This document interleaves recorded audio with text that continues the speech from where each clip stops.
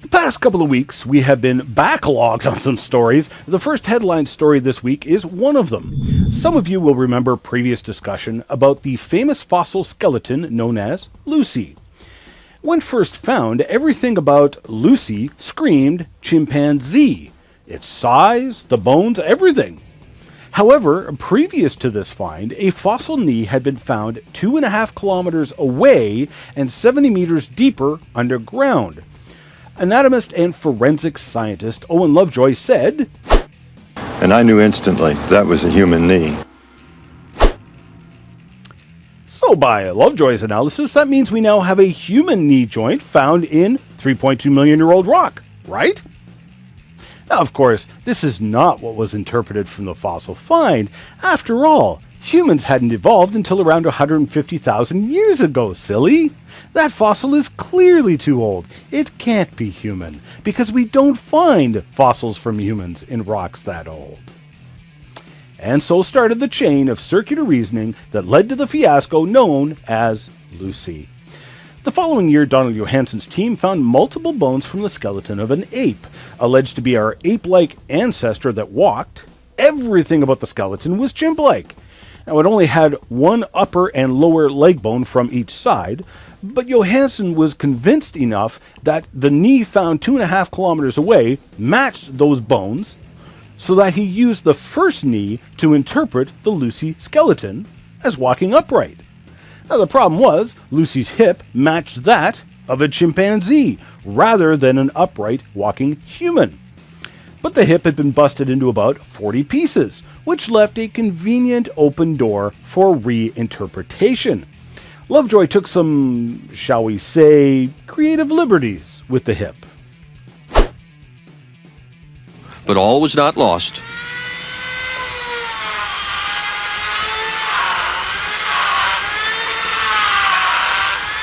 Lovejoy decided he could restore the pelvis to its natural shape.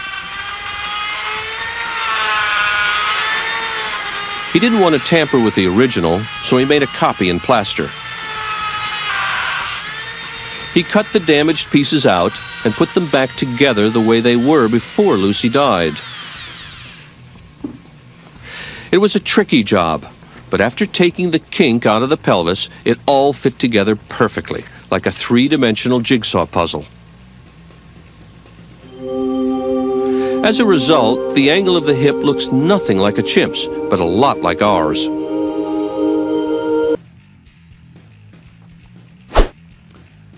As a result, the angle of the hip looks nothing like a chimp, but a lot like ours. Really? You don't say. Now think about this for a second.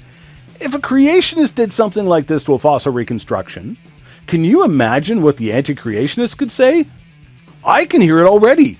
Lies! Fraud! You broke the 9th commandment.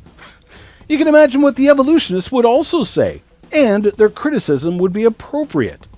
So why is it that this evolutionist gets away with it? Lovejoy was a forensic scientist, a crime scene investigator. Can you imagine what would happen if he tried to pull off a stunt like this with evidence in a court of law? Dr. Lovejoy, could you please tell the court where you found this evidence? We found it buried below about 70 meters or 230 feet of undisturbed ground, roughly 2.5 kilometers away from the crime scene.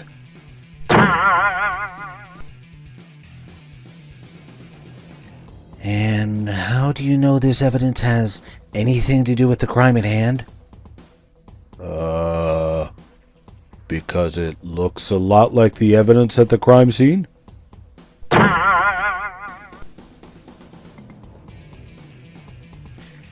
And you did what to the evidence you found at the crime scene itself?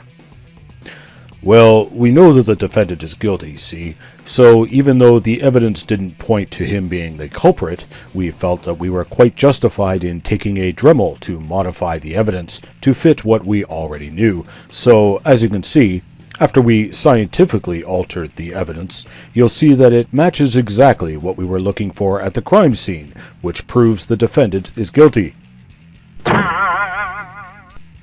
Say again. he'd be thrown out of court on his keister, only slightly faster than his alleged evidence. And yet this alleged evidence is presented to school children as proof of evolution, as you can see Johansen said himself in his book, Ancestors. When Owen brings a human pelvis, a chimp pelvis, and a cast of Lucy's pelvis into an elementary school classroom, the children have no trouble deciding which two look alike. Lucy's pelvis has a bowl shape like a human pelvis, but it is not as deep.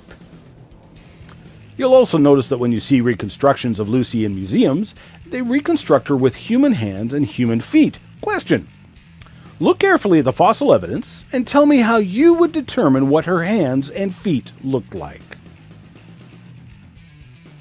This isn't science, this is imagination.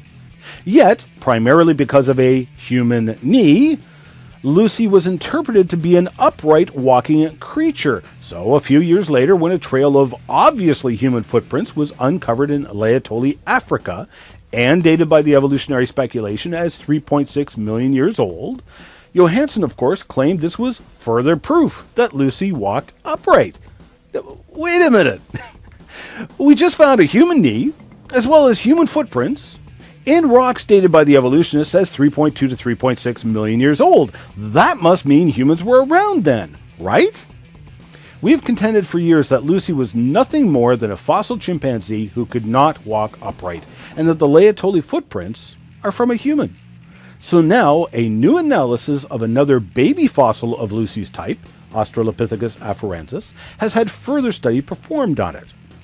This fossil, nicknamed Dakika baby or sea lamb, had several foot bones that the adult Lucy skeleton did not, and had intact shoulder bones which revealed that, surprise, the bones were just like those of apes who swung from the trees and didn't walk around like humans. All the actual evidence points to Lucy being nothing more than an ape, and humans being around since the beginning.